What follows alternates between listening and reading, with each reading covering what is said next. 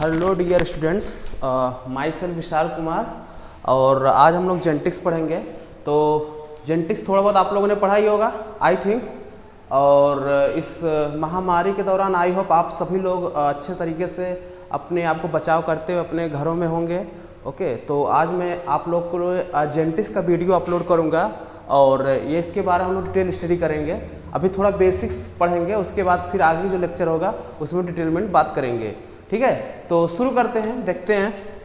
तो अगर हम बात करें फर्स्ट ऑफ ऑल व्हाट ये जेनेटिक्स, जेनेटिक्स किसे कहते हैं और जेनेटिक्स क्या होता है ये जानना बहुत ज़रूरी है। उसके लिए आपको 3 फैक्टर्स पता होना चाहिए जो जेनेटिक्स के डेफिनीशन के अंदर 3 वर्ड यूज किए गए हैं। क्या क्या वो वर्ड हैं? वो वर्ड हैं आपके एनवायरमेंटल फैक्टर।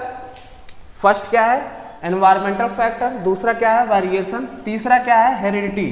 ठीक है, ये 3 वर्ड हैं। इन तीनों वर्ड के एक्यूमुलेशन से हमारा जेनेटिक्स का डेफिनेशन तैयार होता है। ठीक है, तो हम अगर इसको इस फॉर्म में अगर समझाने की कोशिश करें तो हमको पता है कि एनवायरमेंटल फैक्टर्स क्या होता है। पहले तो एनवायरमेंटल फैक्टर्स आपको पता है कि जितने भी एबायोटिक फैक्टर होते हैं, आपने थोड़ा बहुत इको सिस्टम अगर इकोलॉजी पढ़ा होगा क्लास 10th में, तो आपने देखा होगा कि abiotic factor and biotic factors क्या होते हैं। तो जितने भी एबायोटिक फैक्टर्स हैं like as climatic conditions, okay, sun rays, earth surface, ये सारी चीज़ें और जितने भी वेदर्स हैं वो सभी, या फॉरेस्ट रीजन, हर अलग अलग का जो जोन है, एरिया है अर्थ का, जैसे अमेरिका कंडीशन अलग है, वहाँ का जोन अलग है, इंडिया का जोन अलग है।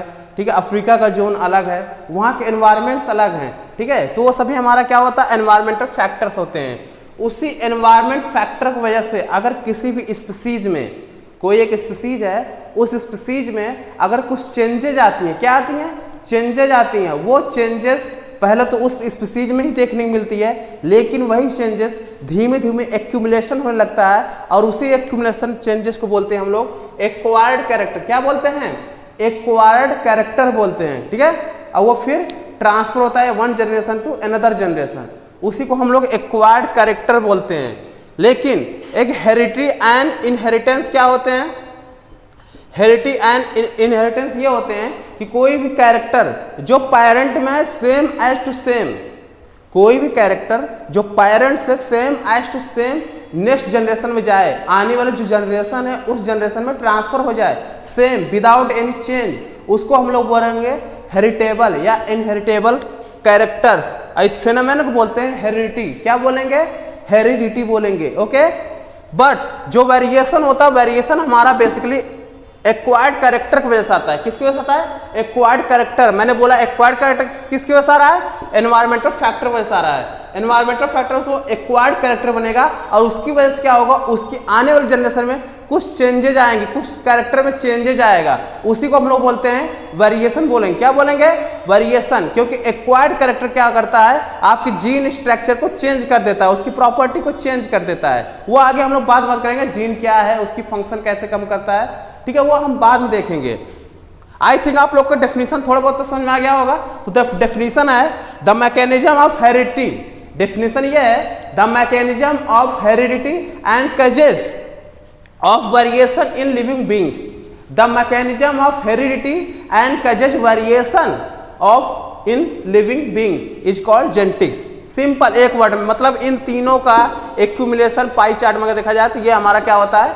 जेनेटिक्स ब्रांच इवॉल्व हुआ। ये एक बायोलॉजी का स्पेशल ब्रांच है जो कि बहुत इंपॉर्टेंट है। आपको अब यहाँ से इंटरमीडिएट से आप पढ़ना स्टार्ट करते हैं 11-12 से, तो आप सीधा जब तक कि आप बायो पढ़ते हैं तब तक कि आपको जेनेटिक्स की आवश्यकता पड़ती है। ठीक है, कुछ हम लोग ब्रांचेस हैं जो कि जेनेटिक्स के ब्रांच आपको पता होना चाहिए। जेनेटिक्स जो ब्रांच है, पहला ब्रांच है एक्सपेरिमेंटल जेनेटिक्स और प्रैक्टिकली जेनेटिक्स। एक्सपेरिमेंटल जेनेटिक्स और प्रैक्टिकली जेनेटिक्स। सम टाइम कुछ लोग बोलते हैं कि मॉडर्न जेनेटिक्स जो होता है उसके फादर भी टी.एच. मॉर्गन ही है, और टी.एच. मॉर्गन ने ही आपका जो एक ब्रांच है लिंकेज, एक वर्ड है लिंकेज, लिंकेज को भी इन्होंने डिस्कवर किया था। किसने? टी.एच. मॉर्गन ने। ड्रोसोफिला, ठीक है, फ्रूट फ्लाई उसे बोलते हैं, वहां पर हम बात करेंगे। नेक्स्ट है ह्यूमन जेनेटिक्स। ह्यूमन जेनेटिक्स का फादर है ए.ई. गैरोड। ए ई गैरोड ह्यूमन जेनेटिक्स के फादर हैं। अब ए ई गैरोड ने ह्यूमन जेनेटिक्स कैसे स्टडी किया? आपने देखा होगा कि जितने भी जेनेटिकल डिजीज होती हैं, जेनेटिकल डिजीज जैसे कि आप क्या बोल सकते हो, colour blindness and haemophilia, haemophilia and colour blindness. Okay, ये हमारे क्या हैं, एक प्रकार से जेनेटिकल डिसऑर्डर्स है, ह्यूमन में होते हैं, इनहेरिटेंस डिजीज हैं जो कि ह्यूमन में होते हैं, और उसके लिए हम लोग पेडिग्री एनालिसिस करते हैं। क्या करते हैं? पेडिग्री एनालिसिस करते हैं, जो कि आगे हम पढ़ेंगे पेडिग्री एनालिसिस कैसे करते हैं। फादर ऑफ जेनेटिक्स, अभी मैंने बोला only genetics father of genetics. Modern है, क्लासिकल है, ये थोड़ा अभी कंफ्यूजन रहता है क्योंकि कुछ लोग इसको मॉडर्न बोलते हैं, कुछ बुक में मॉडर्न इनको ही बोला गया, ग्रेगर जॉन मेंडल को ही बोला गया, इसलिए मैंने नॉर्मल एक वर्ड लिखा है father of genetics, sir Gregor John Mendel. Okay, and एक वर्ड और है पॉलीजेनिक जेनेटिक्स, इसके जो फादर है वो है कोलेरेटर। ओके, पॉलीजेनिक जेनेटिक्स क्या होते हैं? जिसमें कि एक ही जीन बहुत सारे फैक्टर्स को, बहुत सारे कैरेक्टर्स को कॉपी करे, एक्सप्रेस करे। ठीक है, एक ही जीन बहुत सारे फैक्टर्स को डोमिनेट कर जाए और बहुत सारी जो फंक्शंस है वो दिखाए। आगे हम बात मत करेंगे पॉलीजेनिक जेनेटिक्स क्या होता है। तो ये कुछ ब्रांचेज है जो आपको पता होने चाहिए। और जो जेनेटिक्स टर्म है, पहली बार जेनेटिक्स टर्म 1905 में यूज किया गया था। The first time genetics term are used by W Bateson. At the first time W Bateson ने यूज किया था इसको, जेनेटिक्स टर्म। ओके, इन 1905। अच्छा, मेंडल ने जो काम किया था, मेंडल जैसा कि आपको पता है कि क्लासिकल जेनेटिक्स के फादर भी हैं ये। ओके, तो मेंडल ने कुछ वर्क किया था। उन्होंने वर्क कब से स्टार्ट किया था? 1856 से, 1856 से लेकर 1863 तक उन्होंने वर्क किया था, मतलब 6 साल उन्होंने काम किया था मेंडल ने।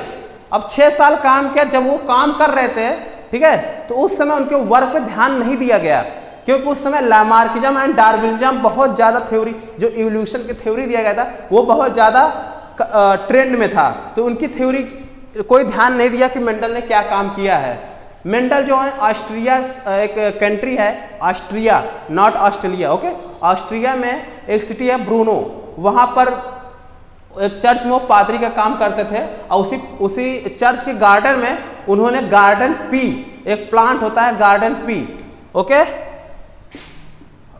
गार्डन पी, इसका साइंटिफिक नेम है पाइजम सटाइवम। पाइजम सटाइवम साइंटिफिक नेम बहुत याद रखना, ठीक है। गार्डन पी का साइंटिफिक नेम पाइजम सटाइवम पे ही उन्होंने एक्सपेरिमेंट किया था 6 साल तक। कितने साल तक? 6 साल तक। और उनका जो डिस्कवरी हुआ था, जो मतलब रिसर्च पेपर था, वो पब्लिश कहाँ हुआ था? रिसर्च पेपर पब्लिश हुआ था, Mendel's research paper published in 1866 in preceding of natural science society of volume 4। In preceding of natural science society of volume 4, ये रिसर्च पेपर जिसमें पब्लिश हुआ था, इनका नाम याद रखिए, ये एक मैगजीन का नाम है, उस मैगजीन में इनका रिसर्च पेपर पब्लिश हुआ था। ये चीज आप लोगों को पता होना चाहिए। अब ब्रूनो सिटी में ये पब्लिश होता था।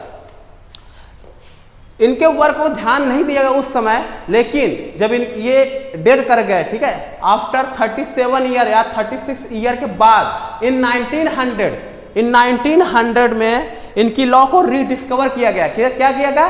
रीडिस्कवर। एक्चुअली में Hugo de Vries, Carl Correns and TH Morgan, ध्यान समझिए, टीएच मॉर्गन ने लिंकेज पे वर्क किया था, कॉल्ड कॉरेंस ने कोडोमिनेंस पे वर्क किया था, ह्यूगो डिवरीज ने म्यूटेशन डिस्कवर किया था। इन 3 लोगों ने भी जेनेटिक्स पे जब स्टडी करना स्टार्ट किया, कुछ एक्सपेरिमेंट सेटअप किया, तो देखा कि कुछ ऐसे रिजल्ट आ रहे हैं जो कि 30-35 साल पहले एक साइंटिस्ट हुआ था वो भी वैसे ही रिजल्ट शो कर रहा था।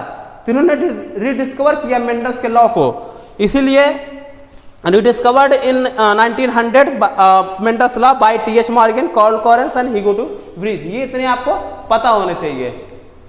अच्छा, आप लोग के दिमाग में एक क्वेश्चन आ रहा होगा, सर ने वेरिएशन क्यों बताया, क्यों इंपॉर्टेंट है वेरिएशन, इतना क्यों इंपॉर्टेंट है? अगर हम जेनेटिक्स के में देखें, ब्रांच में देखें, तो वेरिएशन इतना क्यों इंपॉर्टेंट है?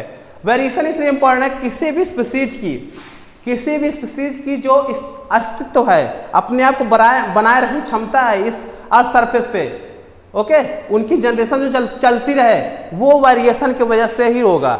जैसे किसी भी स्पीसीज में अगर वेरिएशन नहीं आएगा तो हो सकता है कि 10 साल पहले जो कंडीशन थी वो आज कंडीशन ना हो, और वो आज कंडीशन हो, क्लाइमेटिक कंडीशन चेंज हो गया, तो क्या वो अपने आप को सर्वाइव कर पाएगा? उस हिसाब से नहीं कर पाएगा, वो एक्सटिंक्ट हो सकता है, फिनिश हो सकता है। सर्वाइवल ऑफ द फिटेस्ट जो कि डार्विन ने बोला था वो यही फॉलो कराता है कि अगर आप अपने आप को समय के अनुसार नहीं ढालोगे तो आप एक्सटिंक्ट कर जाओगे, फिनिश हो जाओगे। तो वेरिएशन आना जरूरी है। किसी भी स्पीसीज का जो कैरेक्टर्स होते हैं वो हेट्रोजाइगोट में होना चाहिए, ना कि होमोजाइगोट में होना चाहिए। वो मैं बताऊंगा अभी हेट्रोजाइगोट और होमोजाइगस क्या होते हैं।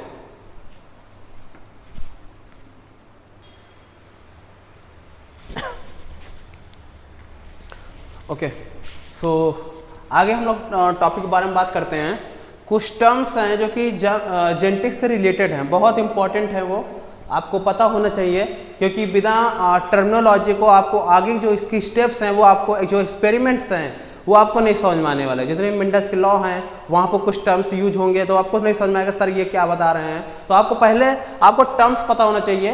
विदाउट टर्म्स आप कुछ भी क्लियर नहीं कर पाओगे डाउट्स। तो इसमें थोड़ा बहुत कॉन्सेप्ट भी है, वो भी आप समझना जरूरी है। जैसे पहला अगर हम टर्म बात करें तो पेरेंट्स। पेरेंट्स आपको पता है कि पेरेंट्स में दो ही होंगे, एक होगा मेल एंड एक होगा फीमेल, ये आपको पता है। मेल एंड फीमेल जब मैटिंग करेंगे तो उनका नेक्स्ट जनरेशन आएगा। क्या आएगा? नेक्स्ट जनरेशन आएगा, यानी डॉटर सेल भी आ सकती है। डॉटर सेल एक कॉमन वर्ड है, यहाँ पर डॉटर मतलब ओनली पुत्री नहीं होता है, डॉटर सेल एक कॉमन वे है बोलने का, खासकर एक बायोलॉजी में। ठीक है, तो ऑफस्प्रिंग क्या होता है? ऑफस्प्रिंग मतलब होता है उनकी आने वाली जनरेशन या डॉटर सेल्स जो बोलते हैं। ओके, प्रोजनी, जिसे क्या बोलेंगे हम लोग? प्रोजनी बोलेंगे। क्या बोलेंगे? प्रोजनी। ये भी आपको बुक में लिखा हुआ मिल जाएगा, तो कंफ्यूजन मत होना। नेक्स्ट है फिलियल जनरेशन। फिलियल जनरेशन किसे कहते हैं? जैसे मैं थोड़ा बहुत आपको एक्सपेरिमेंट सेटअप करके दिखाता हूं। मान लीजिए आपके पास दो प्लांट हैं, एक प्लांट है टॉल, दूसरा प्लांट है स्मॉल या डॉर्फ कह सकते हैं। क्या कह सकते हैं? डॉर्फ कह सकते हैं। एक प्लांट है टॉल, एक प्लांट है डॉर्फ। ये हमारा मेल के जैसा बिहेव कर रहा है। कैसा बिहेव कर रहा है? मेल। और ये हमारा फीमेल जैसा बिहेव कर रहा है। अगर इन दोनों को मैटिंग करा दें तो इनका जो पहला जनरेशन आएगा वो हमारा capital T and small T होगा। इतना थोड़ा बहुत तो हाई स्कूल में पढ़ा होगा, इतने भी आप लोग ना समझ नहीं होगी, नहीं समझ में आएगी ये। ठीक है, थोड़ा बहुत समझने की कोशिश करिए आप लोग। तो अब ये क्या है? जब मैटिंग करते हैं तो इनका जो पहला जनरेशन, इसी को बोलते हैं हम लोग F1 जनरेशन, यानी फर्स्ट फिलियल जनरेशन। अगर फिर ये आगे आपस में मैटिंग करेगा तो जो सेकंड सेटअप आएगा वो हमारा F2 जनरेशन कहलाएगा। क्या कहलाएगा? F2 जनरेशन, यानी सेकंड फिलियल जनरेशन। और यहाँ पर ये हमारे पेरेंट्स हैं, ये हमारी प्रोजनी है। ठीक है, डॉटर सेल्स बोल सकते हैं उसको। तो आई थिंक ये तीन वर्ड आपको समझ में आ गए होंगे अच्छे तरीके से, वो क्या कह रहा है। ओके, ठीक है। अब हम बात करते हैं जीन की। जीन बहुत ही कॉन्सेप्चुअल वर्ड है। पहली बात तो जीन टर्म जो यूज किया गया था वो जॉनसन ने यूज किया था, जॉनसन ने। ठीक है, ये आप देख लीजिएगा, ईयर अभी मुझे नहीं पता है, ईयर आप देख लीजिएगा, नेट पे मिल जाएगा। जॉनसन ने सबसे पहले जीन शब्द यूज किया था, लेकिन जब मेंडल एक्सपेरिमेंट कर रहे थे अपने एक्सपेरिमेंट में उन्होंने जीन शब्द यूज नहीं किया, तो उन्होंने एक टर्म यूज किया था जिसको बोलते हैं फैक्टर। क्या बोलते हैं? फैक्टर। उन्होंने ये बताया कि कोई एक ऐसा फैक्टर है जो कि एक जनरेशन से दूसरी जनरेशन में वो कैरेक्टर को ट्रांसफर कर रहा है। पेरेंट कैरेक्टर को प्रोजनी के में कैसे ट्रांसफर हो रहा है, वो किसके थ्रू हो रहा है? फैक्टर के थ्रू हो रहा है। मेंडल ने ये बताया, लेकिन जॉनसन ने उसको बताया नहीं, ये फैक्टर नहीं होता, वो एक जीन होता है। तो जीन क्या होता है? जीन एक प्रकार का एक्टिवली डीएनए सेगमेंट्स होता है, एक्टिवली डीएनए सेगमेंट्स होता है जो पर्टिकुलर एमिनो एसिड को कोड करता है। अभी आपको थोड़ा मॉलिक्यूलर टर्म्स में बोल रहा हूँ, बहुत टेक्निकल वर्ड है, अभी मैं समझाता हूँ कैसे होता है। ठीक है, जैसे इसको ध्यान समझिए, बहुत इंपॉर्टेंट। जीन कहाँ पर पाया जाता है ये आपको समझना जरूरी है। जैसे देखिए, हमें पता है, हम बेसिक बायोलॉजी पढ़े हैं कि ह्यूमन में 1 पेयर क्रोमोसोम्स की फॉर्म में ऐसे ऐसे पेयर फॉर्म में क्रोमोसोम होते हैं, है ना? 23 पेयर हैं ह्यूमन में, लेकिन हम एक पेयर ऑफ क्रोमोसोम ले लेते हैं। तो एक पेयर ऑफ क्रोमोसोम में हमको ये पता है कि बीच वाला ये क्या होता है? सेंट्रोमियर होता है। क्या होता है? सेंट्रोमियर होता है। मैं थोड़ा बहुत क्रोमोसोम के बारे में बता रहा हूँ। क्रोमोसोम की डिस्कवरी किसने किया था? बताइए सभी लोग, क्रोमोसोम की डिस्कवरी किसने किया था? कोई नहीं जानता। वॉल्डेयर, पिछले साल आप लोगों ने पढ़ा है, वॉल्डेयर ने क्रोमोसोम की डिस्कवरी किया था, ये चीज याद रखना आप लोग। खैर यहां मैं जो बात करने जा रहा हूं कि क्रोमोसोम है, अगर क्रोमोसोम के जो इसकी स्पिंडल फाइबर्स इसमें हैं कंडेंस फॉर्म में, किस फॉर्म में, कंडेंस फॉर्म में, जो हम यहां भी फाइबर्स बोल सकते हैं, ओके। बाद में जो क्रोमेटिन फाइबर्स के फॉर्म में न्यूक्लियस में रहते हैं, सेल के अंदर न्यूक्लियस फॉर्म में और क्रोमेटिन फाइबर के फॉर्म में रहते हैं। अगर मैं इसको ओपन करूं तो ये हमारा कुछ ऐसे ऐसे दिखेगा सेम। इसको अगर और ओपन करें हम, तो अगर इसको ओपन करें तो ये हमारा स्टैंड कुछ ऐसा दिखेगा।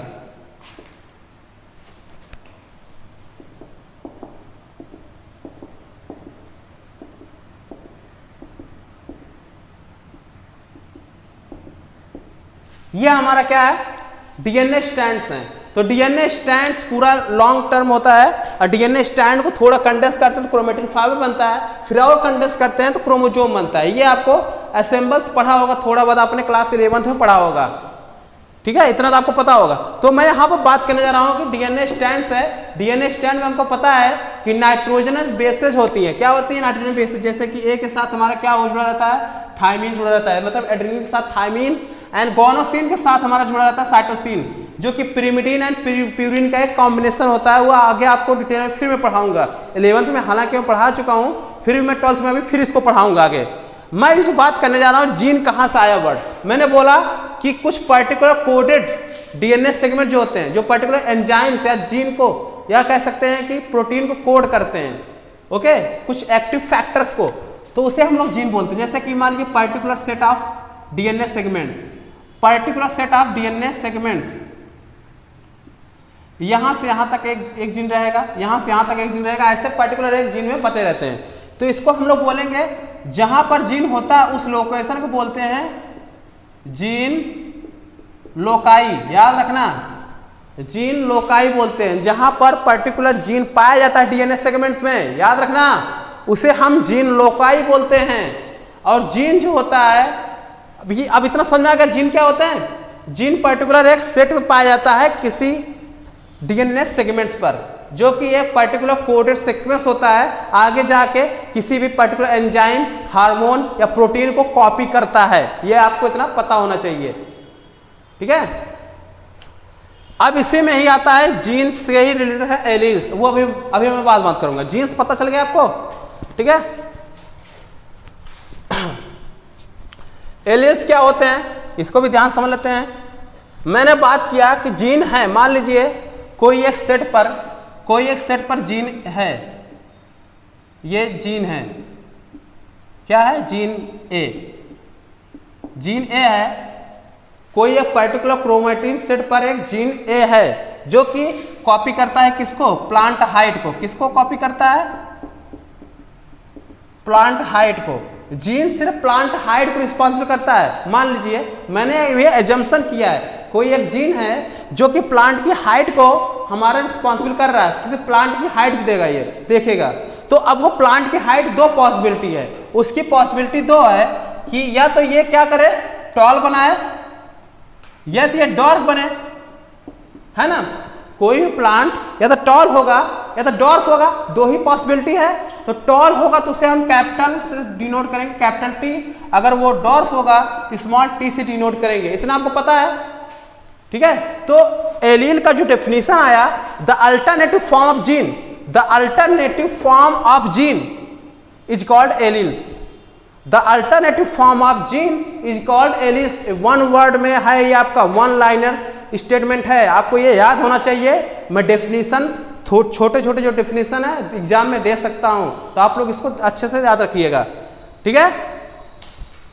और अच्छा एक बात ये भी है, जो एलील्स होते हैं वो हमारे हमेशा हेप्लॉइड कंडीशन नहीं होते, डायप्लॉइड कंडीशन में होते हैं, क्योंकि कोई भी जो क्रोमोसोम सिस्टम होता है वो हमारा डायप्लॉइड में है ना, तो डायप्लॉइड कंडीशन में होगा।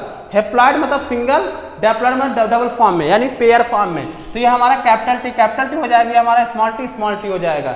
ये एलील्स का हमारा नोटेशन है कि कैसे भी इसके हम डिनोट करते हैं। इसी में कुछ और वर्ड आते हैं जो कि आपको ये दिया गया है, dominant allele and recessive allele.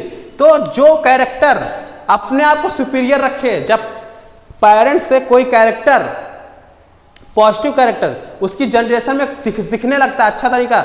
जो पेरेंट का कैरेक्टर है, अगर माता पिता की हाइट है, अब जो डॉटर सेल आ रही है उसमें भी हाइट है, ठीक है, जो डॉटर आने वाली प्रोजनी है वो भी हाइट में है, तो इसका मतलब वो पॉजिटिव कैरेक्टर शो कर रहे हैं, इसका मतलब वो डॉर्फनेस है, सॉरी टॉलनेस है, क्या है, टॉलनेस है, यानी कि वो पॉजिटिव कैरेक्टर शो कर रहे हैं, तो इसको बोलते हैं सुपीरियर कैरेक्टर, उसी को बोलते हैं डोमिनेंट कैरेक्टर। क्या बोलेंगे, डोमिनेंट कैरेक्टर। बट अगर जो कैरेक्टर छिप गया, जो कैरेक्टर दबा दिया गया, वो कैरेक्टर था डॉर्फनेस। क्या था, डॉर्फनेस। वो कैरेक्टर अपने आप को शो नहीं कर पाया, यानी इंफीरियर कैरेक्टर है, उसी को बोलते हैं हम लोग रिसेसिव कैरेक्टर। क्या बोलेंगे, recessive character. Dominant and recessive समझ में आया आपको टर्म्स।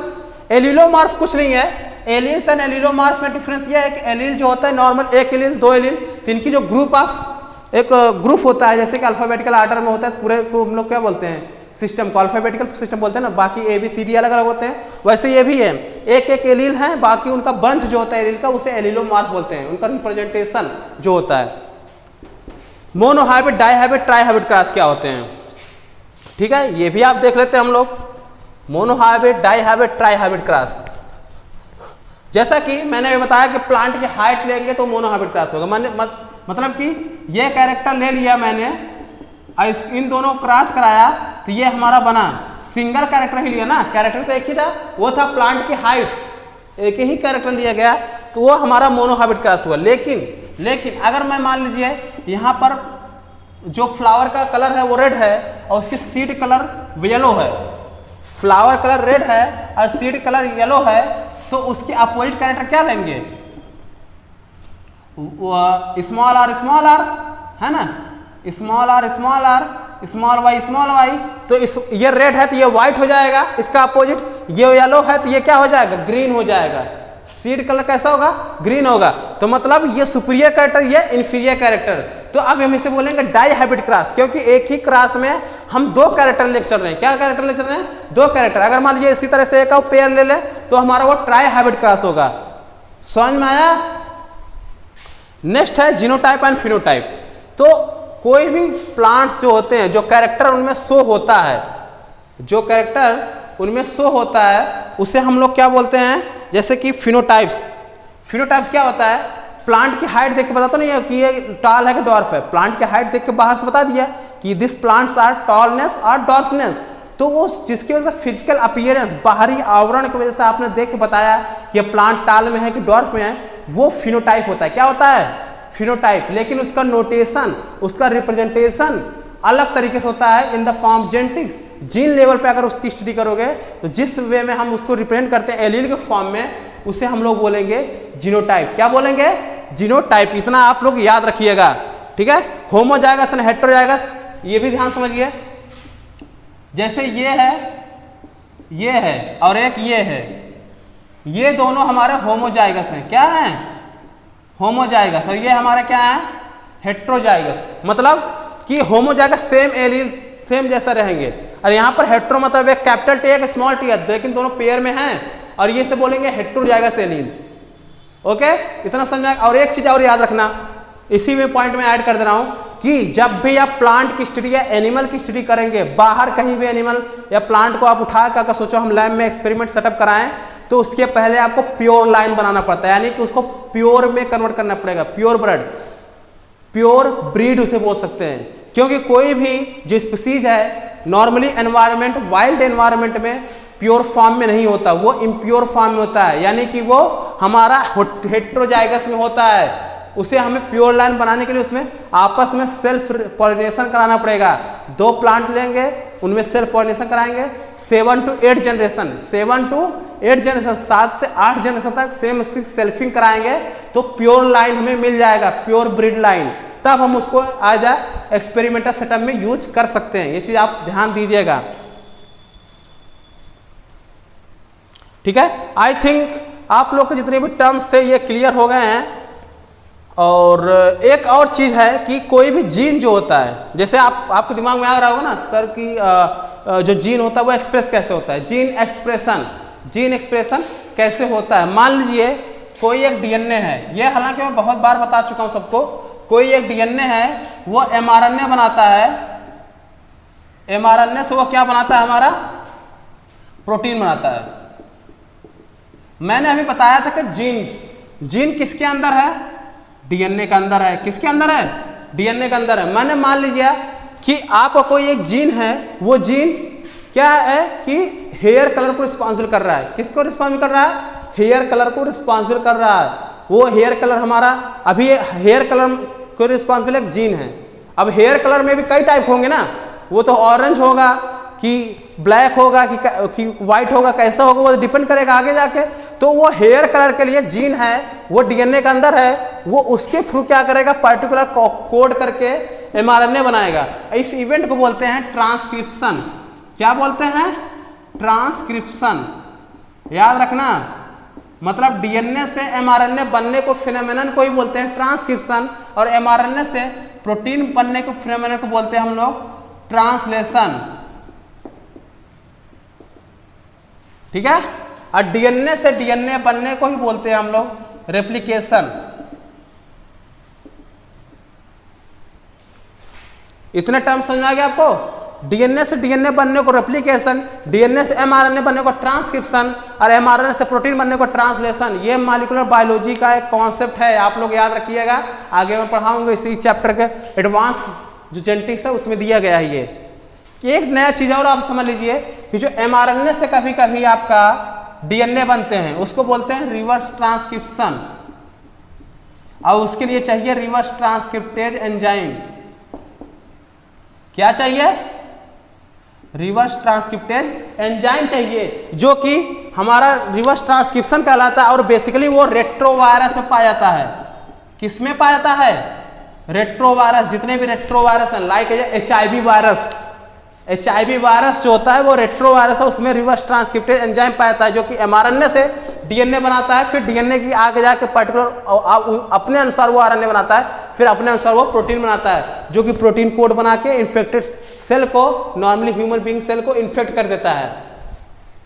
इतना आई थिंक समझ में आ गया होगा, लेकिन ये थोड़ा सा एडवांस है, अभी आगे मैं बताऊंगा। तो टर्म्स समझ में आ गया कि कैसे कोई जीन कैसे एक्सप्रेस करता है अपने फंक्शन। और जो प्रोटीन बना है, हमें पता है कि जो प्रोटीन है वो प्रोटीन में भी एंजाइम हो सकता है, में भी हार्मोन हो सकता है। जो एंजाइम, वो एंजाइम जो बना हुआ है, वो एंजाइम आगे जाके आपके हेयर कलर को चेंज करेगा। जैसे भी वो आपके नेचर होगा, जैसे भी आपके पेरेंट्स से कैरेक्टर आया होगा, उसके अनुसार वो हेयर कलर चेंज करेगा। सो आई थिंक इतना आपको समझ में आ गया बेसिक्स।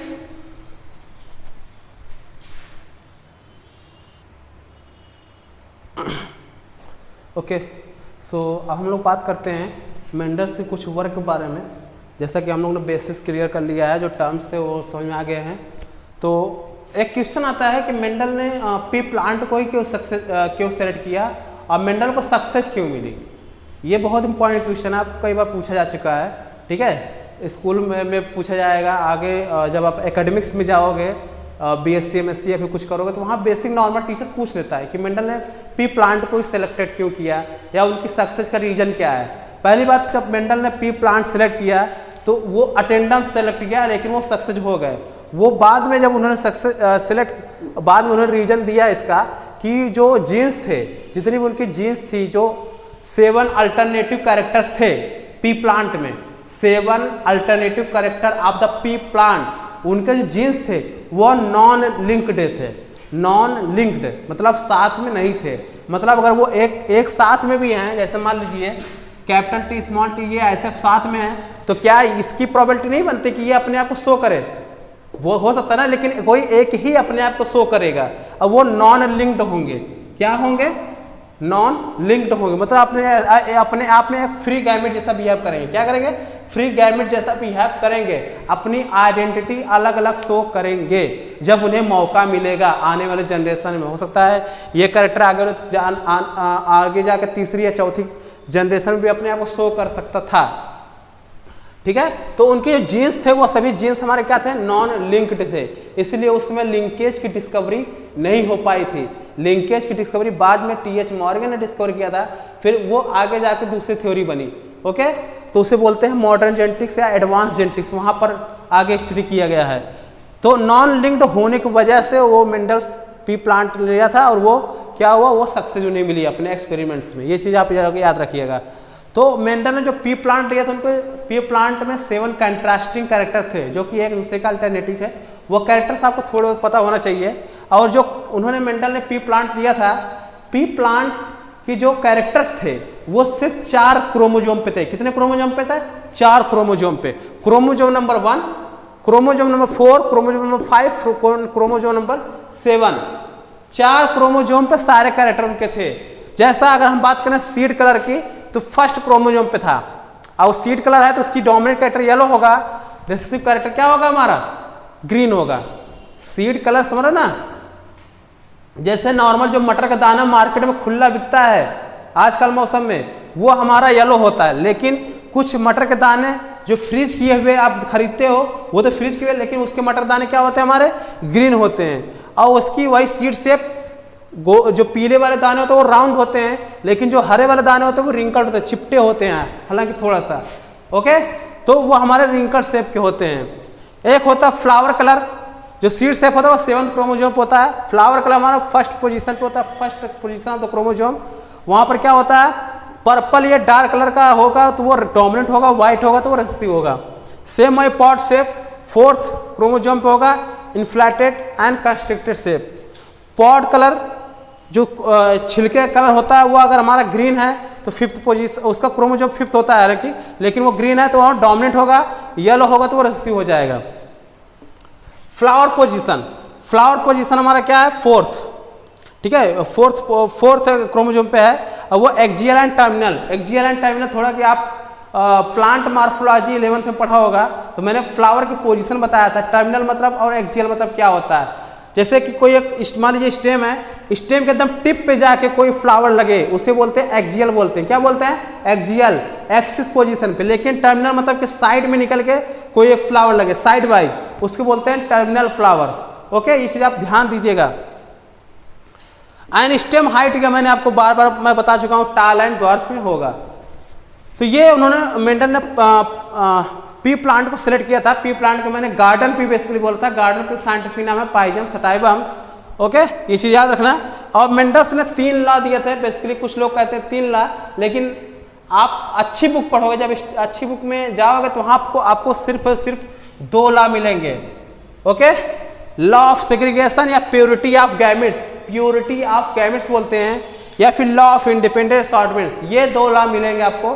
तीसरा जो लॉ है, पहला वाला जिसे हम लोग लॉ बोलते हैं, लॉ ऑफ डोमिनेंस, वो कोई लॉ नहीं है, इट्स इवेंट। ये एक प्रोसेस है, इवेंट है, जो कि हर एक एक्सपेरिमेंट में फॉलो होगा। ये चीज ध्यान देना आप लोग, ठीक है। तो law of dominance, law of segregation, law of independent assortments, ये हम 1 बाय 1 बात करेंगे। Law of dominance and law of segregation के लिए हम लोग हमेशा जो है, इसके लिए हमेशा मोनोहाइब्रिड क्रॉस कराते हैं। क्या कराते हैं? मोनोहाइब्रिड क्रॉस कराते हैं। और लॉ ऑफ इंडिपेंडेंट असॉर्टमेंट के लिए हम लोग हमेशा डाई हाइब्रिड क्रॉस कराते हैं। क्या कराते हैं? डाई हाइब्रिड क्रॉस कराते हैं। ये चीज आप याद रखिए। डाई हाइब्रिड, मोनोहाइब्रिड मैंने बता दिया पिछली जो स्लाइड थी मैंने उसमें बताया था आपको, ठीक है। तो 1 बाय 1 करके हम लोग पूरा डिटेलमेंट स्टडी इसकी देखते हैं, ठीक है। ओके, सो फर्स्ट लॉ हम लोग बात करते हैं, law of dominance. Law of dominance में मेंडल ने मोनोहाइब्रिड क्रॉस कराया था। क्या कराया था? मोनोहाइब्रिड क्रॉस कराया था। उसके लिए उन्होंने पर्टिकुलर कोई एक कैरेक्टर ले लिया था। मान लीजिए मेंडल ने फ्लावर कलर ले लिया या फिर प्लांट की हाइट ले लिया, तो सबसे अच्छा एग्जांपल है प्लांट की हाइट। उन्होंने एक ही कैरेक्टर लिया था, प्लांट की हाइट। तो प्लांट की हाइट जब कैरेक्टर उन्होंने लिया, तो एक कैरेक्टर था हमारा कैपिटल टी, दूसरा कैरेक्टर था हमारा स्मॉल टी। मतलब ये हमारा क्या है? टॉल है। क्या है? टॉल है। और ये हमारा क्या है? डॉर्फ है, डॉर्फ। और ये हमारा फीमेल प्लांट है, और ये हमारा मेल प्लांट है। ये चीज आप याद रखिएगा, ठीक है। और ये हमारे क्या है? पेरेंट्स हैं। क्या है? पेरेंट्स। इसे बोलते हैं हम लोग पेरेंट्स बोलेंगे। तो इनका जो गैमेट्स होगा, पहले तो ध्यान समझिए, ये हमारे गैमेट्स होते हैं। मैं आपको अभी ये बना के दिखा रहा हूँ अलग अलग, बाद में मैं एक डायरेक्ट करूंगा। ये आपके गैमेट्स हैं, इसे आप याद रखिएगा, गैमेट्स। क्योंकि पर्टिकुलर जो हमारा अभी इस फॉर्म में एलील फॉर्म में है, उस या क्रोमोजोम फॉर्म में है, तो उस फॉर्म में वो डायरेक्ट पार्टिसिपेट नहीं करता ना जब तक कि फ्री ना हो जाए। डायप्लॉइड से हैप्लॉइड होना जरूरी है आगे की जनरेशन जाने के लिए, रिप्रोडक्शन करने के लिए। सिंगल फॉर्म में वो जाके रिप्रोडक्शन करते हैं। जैसे मान लीजिए हमारे अंदर जो क्रोमोजोम है वो 2n फॉर्म में है ना, 2n फॉर्म में है, लेकिन आने वाली जो जनरेशन होगी जब हमें अपने डॉटर को या डॉटर सेल को या कुछ कोई और सेल लाना होगा, कोई और प्रोजेनी लानी होगी, तो उसके लिए हमारे जो क्रोमोजोम्स हैं वो हाफ होने चाहिए। हाफ होंगे मतलब n नंबर हमारा क्रोमोजोम, n नंबर फीमेल का क्रोमोजोम, फिर वो दोनों ऑफस्प्रिंग जो बनाने का जो मैटिंग करेंगे तभी जाकर ऑफस्प्रिंग 2n होगा, नहीं होगा। तो इंडिविजुअल तो 2n ही होना चाहिए ना। अगर हम हमारे अंदर 2n है और जो फीमेल है वो उसके अंदर भी 2n है और 2n + 2n हो जाएगा तो 4n हो जाएगा। तो क्रोमोजोम कभी 4n फॉर्म में नहीं होता ना, 2n यानी डायप्लॉइड फॉर्म में क्रोमोजोम होता है, ये चीज याद रखना। इसलिए उससे पहले मुझे सिंगल करना पड़ेगा, हाफ करना पड़ेगा, हैप्लॉइड में कन्वर्ट करना पड़ेगा। और हैप्लॉइड गैमेट्स बोलते हैं, क्या बोलते हैं उसे? हैप्लॉइड गैमेट्स बोलेंगे। तो हम इसका अभी क्या क्या कराएंगे? क्रॉसिंग कराएंगे। तो ये हमारा ये बना, ये हमारे ये बने, ठीक है, और ये हमारे बने, ये हमारे बने, ठीक है। तो अगर हम बात करें इन सभी को अगर हम हटा दें तो 1 2 3 4 4 बन रहे हैं, 4 बन रहे हैं। और सभी जो हमारे क्या हैं प्लांट्स कैसे हैं? टॉल हैं। कैसे हैं? टॉल हैं। तो हम इतना स्पेस ना लेते हुए डायरेक्ट हम इसे बोल देंगे कि भाई इनका जो कैरेक्टर आया है वो सीधा ऐसे आया है, मतलब मल्टीप्लाई 4 टाइम बना है। ये आप इतना अंडरस्टैंडिंग कर लो। ये हमारा F1 हुआ। क्या हुआ? F1 पहला पेरेंट था, पेरेंट का ये फिनोटिपिक कैरेक्टर या जीनोटिपिक कैरेक्टर है। फिर उसको गैमेट्स बनाया, गैमेट्स बनाने के बाद उनमें क्या हुआ? Cross pollination. क्या कराया गया?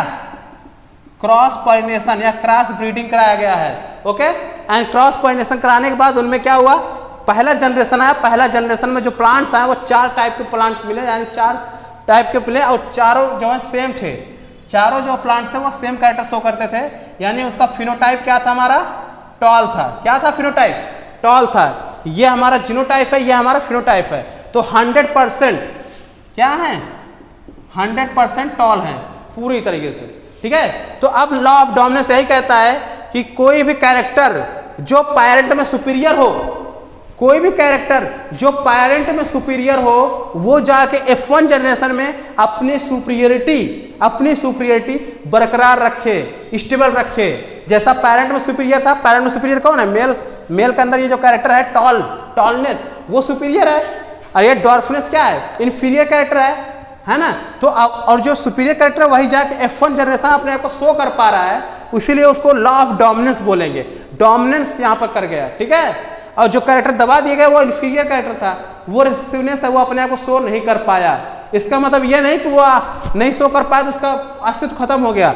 अभी तो इसके अंदर है ना, इसके अंदर अभी ये गैमेट्स देखिए स्मॉल t है, तो उसकी प्रोबेबिलिटी कितनी है, कितनी % है इसके अंदर, वो चेक करेंगे हम लोग। तो अभी जो प्लांट्स हमारा टॉल प्लांट मिला है, टॉल प्लांट मैंने बाहर तक के उसे जो सीड्स मिलेंगे उसे हम मान लीजिए सीड में सॉइल में सोन करेंगे तो जर्मिनेट करेगा, तो बाहर से देख के बताएंगे ना ये प्लांट टॉल है, मतलब अपने पेरेंट जैसा है। लेकिन कितनी % उसके अंदर कैपिटल टी है और कितनी % स्मॉल टी है, ये कैसे हम पता करेंगे? बाहर से देख के तो हमको नहीं पता चला ना उसका जीनोटाइप क्या है। उसकी जीनोटाइप की स्टडी के लिए हम लोग उसके लिए टेस्ट क्रॉस कराते हैं। क्या कराते हैं? टेस्ट क्रॉस कराते हैं। इसे ध्यान देना, टेस्ट क्रॉस कराते हैं। टेस्ट क्रॉस जब कराते हैं तो उसके लिए आपको, जैसे मान लीजिए टेस्ट क्रॉस है, ये ध्यान समझिए, टेस्ट क्रॉस हमेशा F1 मल्टीप्लाई रेसेसिव पेरेंट, ये याद रखना, F1 cross with recessive parent. मैंने रेसेसिव पेरेंट, ये मत समझना कि रेसेसिव हमेशा फीमेल होता है, और जो टॉलनेस है यानी कि जो हमेशा कह सकते हो कि सुपीरियर कैरेक्टर वो मेल होता है, ये हमेशा मत दिमाग में रखना। वो मेल फीमेल किसी को भी तुम बोल सकते हो। ये कॉन्सेप्ट क्लियर हुआ आपका? मैंने क्या बोला? टेस्ट क्रॉस में हमेशा हम लोग क्या कराते हैं? F1 जनरेशन को हमेशा क्रॉस कराते हैं रेसेसिव पेरेंट से। रेसेसिव पेरेंट्स, मैं रेसेसिव फीमेल भी बोल सकता, नहीं बोला, पेरेंट बोला, पेरेंट में कुछ भी हो सकता है। तो रेसेसिव पेरेंट्स हो गया, ठीक है। इनके बीच में क्रॉसिंग कराते हैं भाई, इनके बीच में क्रॉसिंग कराते हैं। तो F1 हमारा क्या आया है? ये आया है। रेसेसिव पेरेंट हमारा क्या है? ये है। यही है ना, ठीक है। तो अभी अगर हम इनकी गैमेट्स बनाएं तो इनकी अगर हम गैमेट्स बनाएंगे, ये देखिए इनकी गैमेट्स बनेगा ये मतलब ये जब अलग होंगे ये दोनों तो ये हो जाएगा और ये हमारा यही रहेगा ना, और ये हमारा क्या होगा F2 जनरेशन निकालेगा आगे जाके। खैर लेकिन हम यहाँ टेस्ट क्लास करा रहे हैं तो टेस्ट क्लास में हमारा capital T sorry small T होगा, ठीक है। तो यहाँ पर small t and small t, तो ये हमारा क्या होगा capital T small t, okay, and small t capital T small t and small t। तो अगर हम देखें तो कैपिटल T स्मॉल t का रेशियो 50% है और स्मॉल t का रेशियो जो है वो भी हमारा क्या है 50% है। तो ये हम कर सकते हैं 1:1, क्या कर सकते हैं 1:1। इसीलिए यहाँ पर दिया है जो मोनोहाइब्रिड टेस्ट क्रास 1:1 आता है, क्योंकि जो हाइब्रिड इसे बोलते हैं हाइब्रिड गैमेट, क्या बोलेंगे हाइब्रिडाइजेशन ही बोल सकते हैं पूरे इवेंट को, ये हाइब्रिड गैमेट है। तो हाइब्रिड जो गैमेट्स थे वो 50% है, प्योर गैमेट्स कितने हैं 50%, मतलब इसके अंदर 50% एक स्मॉल टी कैरेक्टर छिपा हुआ है, 50% स्मॉल टी की कैरेक्टर छिपी हुई है। वो आगे शो हो सकता है या नहीं हो सकता वो तो उसके ऊपर डिपेंड करेगा बाद में। क्लियर पॉइंट इतना। इसी के लिए हम लोग टेस्ट क्रॉस कराते हैं, क्या कराते हैं test cross, the identification of the particular genotype of F1 generation, the identification of the particular genotypes for F1 generation, किस टाइप का जीनोटाइप है, कितना उसकी प्योरिटी है, डोमिनेंट का और रिसेसिव का, वो चेक करने के लिए हम लोग टेस्ट क्रॉस करते हैं। इतना कॉन्सेप्ट क्लियर हुआ अभी आपका। एक टर्म और आता है बैक क्रॉस, इसमें एक टर्म और है बैक क्रॉस। बैक क्रॉस क्या होता है भाई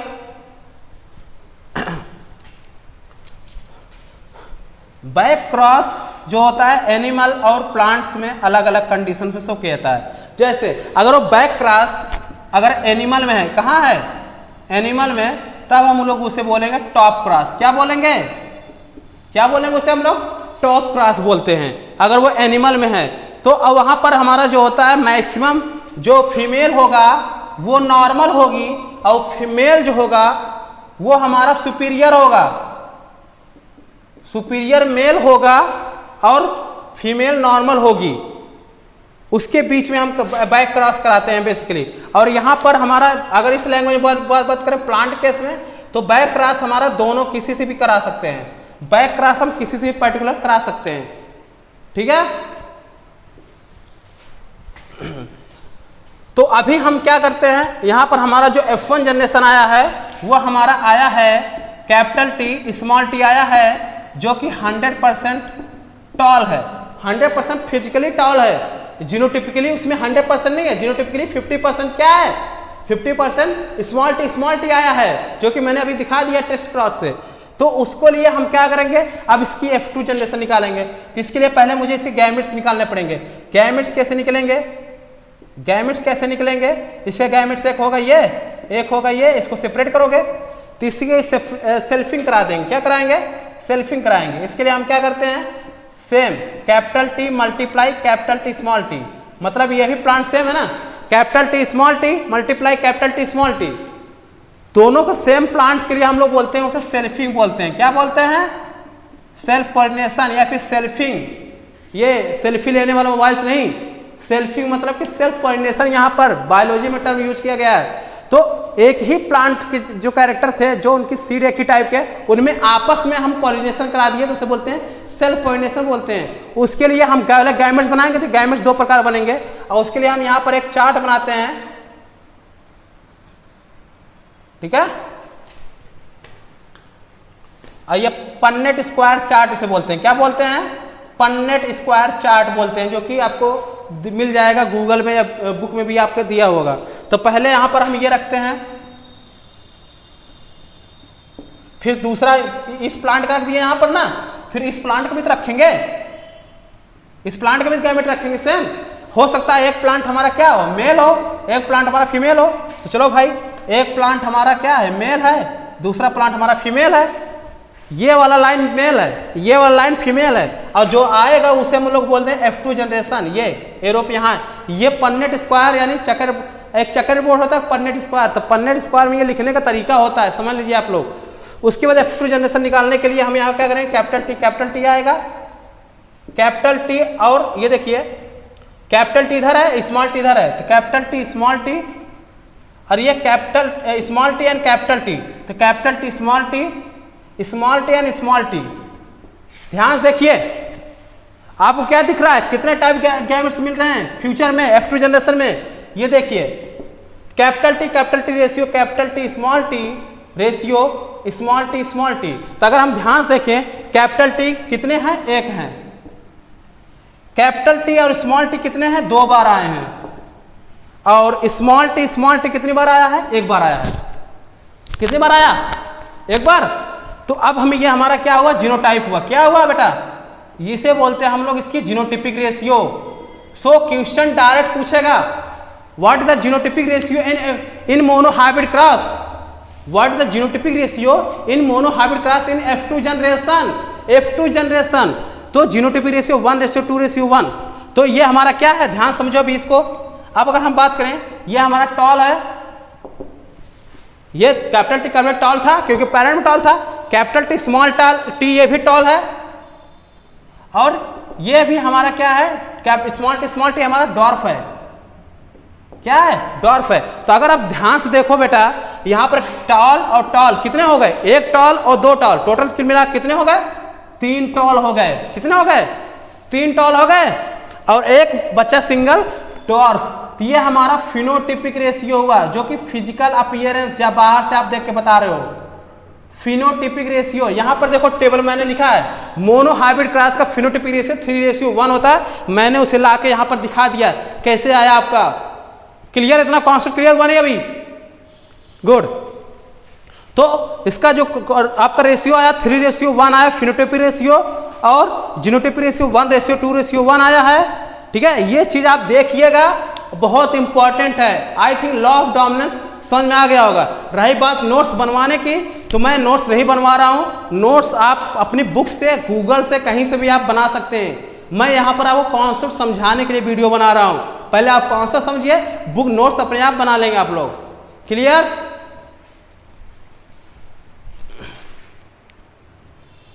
जो फिनोटिपिक रेशियो है वो यहाँ पर आप लोग को दिख नहीं रहा था, मैंने अभी देखा स्लाइड्स में दिख नहीं रही है। तो फिनोटिपिक रेशियो हमारा क्या आया है, 3:1 आया है, टॉल और डॉर्फ। क्योंकि टॉल हमारा 1 टॉल और 2 टॉल दोनों मिलाकर 3 टॉल हो गए, और 1 डॉर्फ, इसलिए फिनोटिपिक रेशियो 3:1 है। ये आप ध्यान से देखिएगा उसे।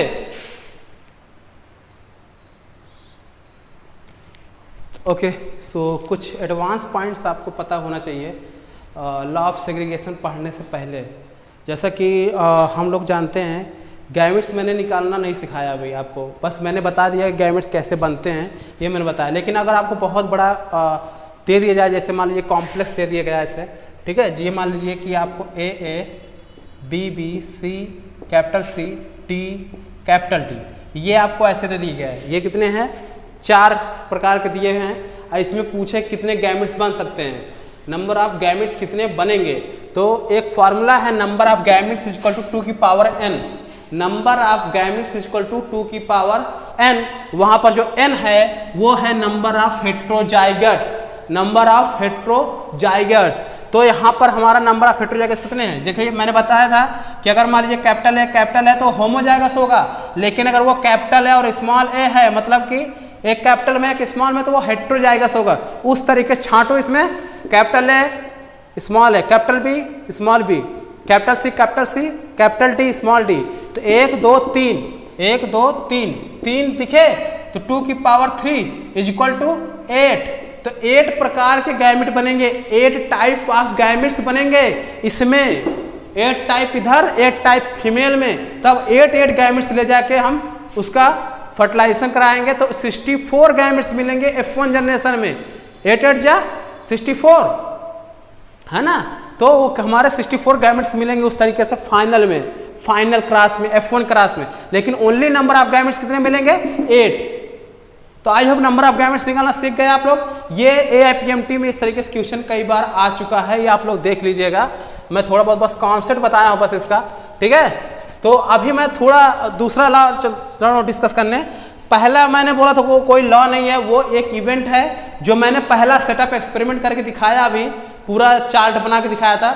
वो चार्ट इसी के लिए था, लॉ ऑफ सेग्रीगेशन के लिए भी वही होगा, उसमें कोई नया नहीं है, क्योंकि ये मोनोहाइब्रिड क्रॉस के लिए होता है। Law of segregation monohybrid cross के लिए होता है। तो लॉ ऑफ सेग्रीगेशन बेसिकली जो होता है वो जितने भी सेक्सुअली रिप्रोड्यूसिंग ऑर्गन हैं, जितने भी सेक्सुअली रिप्रोड्यूसिंग ऑर्गेनिजम्स हैं, वो सभी लॉ ऑफ सेग्रीगेशन फॉलो करती हैं। ये चीज हमेशा अपने माइंड में कॉपी कर लीजिए, ठीक है। जब हम देख रहे थे कि F1 जनरेशन में हमारा इसके पहले जो क्रॉस मैंने दिखाया था, वहां पर F1 जनरेशन में हमारा स्टैक प्लांट दिख रहा था ना, capital T small t heterozygous दिख रहा था। तो वो हमारा सेपरेट होता है। क्या होता है, मैंने बोला था कि इसमें कैपिटल T और स्मॉल t सबकी अपनी अपनी अस्तित्व है। इसका मतलब ये नहीं कि टॉलनेस शो करने तक इसकी प्रॉपर्टी खत्म हो गई, ऐसा नहीं हुआ था। इसीलिए इसको बोलते हैं लॉ ऑफ सेग्रीगेशन या फिर law of purity of gametes. Law of purity of gametes, gametes की प्योरिटी के लिए ये लॉ दिया गया था। कैसे, वो आपको डिफरेंट गैमेट्स बनते हैं जब उसमें मियोसिस होता है। क्या होता है, मियोसिस होता है। एनाफेज फर्स्ट, एनाफेज सेकेंड, वो आप मियोसिस पढ़े होंगे ना, meiosis first and meiosis second. Meiosis first में 4 फेज होती हैं, फिर मियोसिस सेकंड जो होता है पूरी तरीके से माइटोसिस जैसा होता है, जो कि सेल डिवीजन आपने पढ़ा होगा क्लास 11 में, थोड़ा पढ़ा होगा। तो ये हमेशा डिफरेंट गैमेट्स बनाएंगे, अलग अलग गैमेट्स बनाएंगे। और डेफिनेशन क्या कर रहा है, लॉ ऑफ सेग्रीगेशन का डेफिनेशन कॉपी में लिख लीजिएगा, जो मैंने लिखा है पर ये पैसेज बहुत इंपॉर्टेंट है। लिखा क्या है, each individual organisms possess 2 alleles coding gametes, 2 alleles coding for a characteristics. These alleles are segregates when gametes are formed. जब gametes बनते हैं वो segregate होते हैं, and 1 allele goes into the each gametes, और हर एक एलील अलग अलग gametes में चला जाता है। और इस तरीके से वो क्या करते हैं, अलग टाइप का इंडिविजुअल यानी अलग टाइप का प्रोजेनी बनाते हैं इन F2 जनरेशन। ये आपने पिछले स्लाइड्स में देखा है आपने, ठीक है। तो लॉ ऑफ सेग्रीगेशन में कुछ खास नहीं है, बस इतना ही है। और एक और इंपॉर्टेंट पॉइंट्स है कि जो आपने पढ़ा होगा पॉलीप्लॉइडी, एक टर्म आता है पॉलीप्लॉइडी, ध्यान समझिए।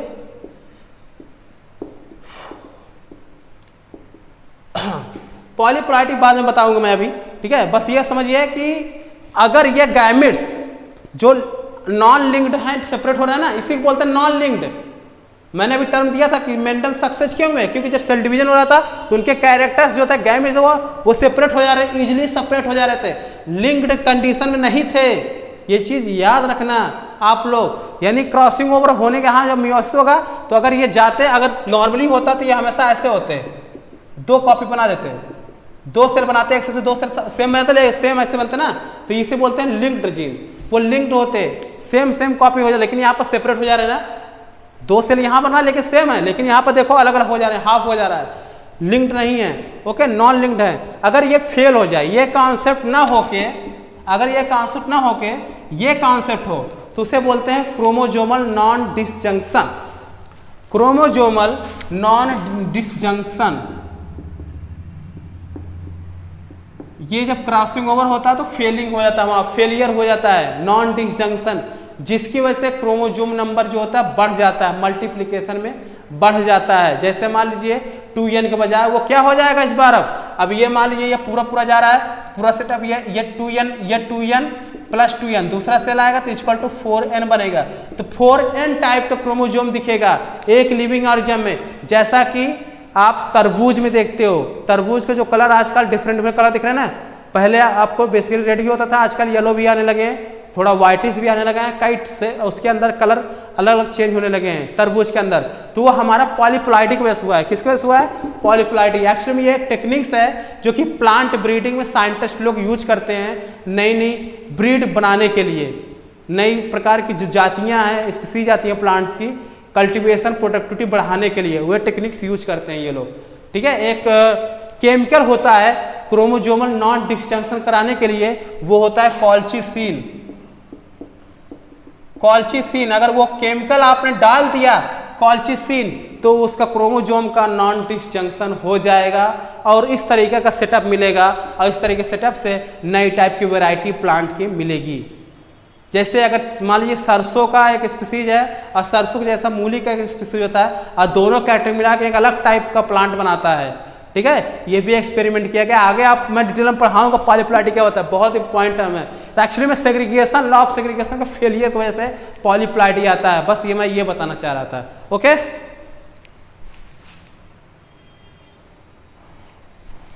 तो आई थिंक आज हम लोग को यहीं पर रोक देना चाहिए क्योंकि बहुत लंबा लेक्चर अब आज बन चुका है और नेक्स्ट टाइम हम लोग बात करेंगे लॉ ऑफ इंडिपेंडेंट असॉर्टमेंट्स, उसके बारे में हम लोग डाई हाइब्रिड क्रॉस लेते हैं और उसका भी रेशियो इंपॉर्टेंस है, वह हम बात करेंगे नेक्स्ट टाइम जब लेक्चर लेंगे। ओके, शुक्रिया तब तक के लिए, आप लोग नेक्स्ट टाइम वेट करिएगा, नेक्स्ट टाइम आप लोग को मैं लेक्चर अच्छे तरीके से प्रोवाइड कराऊंगा और वो होगा डाई हाइब्रिड क्रॉस, ठीक है।